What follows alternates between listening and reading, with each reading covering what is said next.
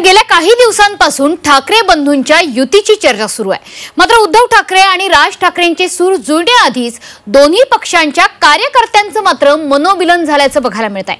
बघूयात या संदर्भातलाच हा महत्त्वाचा रिपोर्ट। डोंबिवलीत ठाकरेंच्या युतीचा पूल। सत्ताधारी पक्षाच्या लोकांना जो सत्तेचा माज आलेला आहे तो उतरवण्यासाठी आम्हाला एकत्र यावंच लागेल। ठाकरेंच्या युती आधी कार्यकर्त्यांचं मनोमिलन। काही गणित जुळवता येतील तर निश्चितच आम्ही कोणताही पक्ष कोणताही न बघता आमची मतं मान्य राजसाहेबांपुढे ठेवणार आहोत। पलावा पुलासाठी शिवसेना ठाकरे मनसे एकत्र। गेल्या काही दिवसांपासून ठाकरे बंधूंच्या युतीची जोरदार चर्चा आहे। राज ठाकरेंनी एकत्र येण्यासाठी साथ घातल्यानंतर उद्धव ठाकरेंनी देखील प्रतिसाद दिला। तेव्हापासूनच आगामी निवडणुकीत ठाकरे बंधूंची युती होणार असल्याची चर्चा रंगली। मात्र त्यानंतर युतीबाबत दोन्ही बाजूंनी टोलवाटोलवी सुरू झाली। त्यामुळे ठाकरे बंधूंचं मनोमिलन कधी होणार असा प्रश्न साऱ्यांनाच पडलाय। ठाकरे बंधू एकत्र आले नसले तरी दोन्ही पक्षाच्या कार्यकर्त्यांचं मनोमिलन झाल्याचं पाहायला मिळालं। आता ही दृश्य पहा।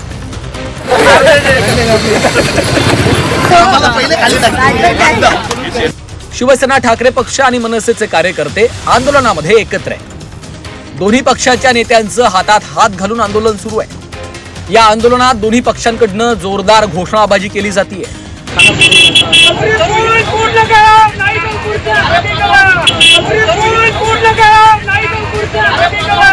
गेल्या 7 वर्षांपासून डोंबिवलीच्या कटाई नाका इथल्या पलावा पुलाचं काम रखडलं। त्यामुळे या परिसरात वाहन चालकांना वाहतूक कोंडीचा सामना करावा लागतोय। त्याच पार्श्वभूमीवर या पुलासाठी 31 मेची डेडलाईन देण्यात आली होती। मात्र डेडलाईन देऊनही पूल सुरू न झाल्यामुळे शिवसेना ठाकरे पक्ष आणि मनसेनं एकत्र येत आंदोलन केलंय। यावेळी शिवसेना मनसेचा विजय असो अशा घोषणा देखील पक्षांच्या कार्यकर्त्यांनी दिल्या। आजची डेडलाईन दिली गेली होती यांच्याकडनं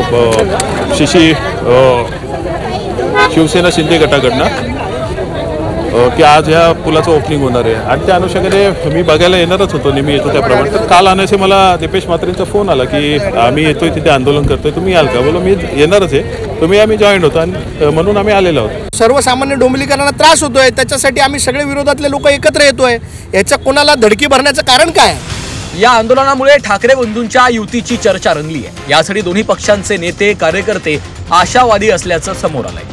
सत्ताधारी पक्षाच्या लोकांना जो सत्तेचा माज आलेला आहे तो उतरवण्यासाठी आम्हाला एकत्र यावंच लागेल। सर्वस्वी जो विषय तो दोन्ही पक्ष प्रमुखांच्या अखत्यारीतला आहे। स्थानिक पातळीवर आम्हाला काय गणितं करायची असतील, जुळवायची असतील आणि आम्हाला वाटलं की काही गणितं जुळवता येतील तर निश्चितच आम्ही कोणताही पक्ष कोणताही न बघता आमची मतं मान्य राजसाहेबांपुढे ठेवणार आहोत। अर्थात ते जे त्यापुढे जो निर्णय देतील त्या अनुषंगाने आम्ही पुढे जाणार।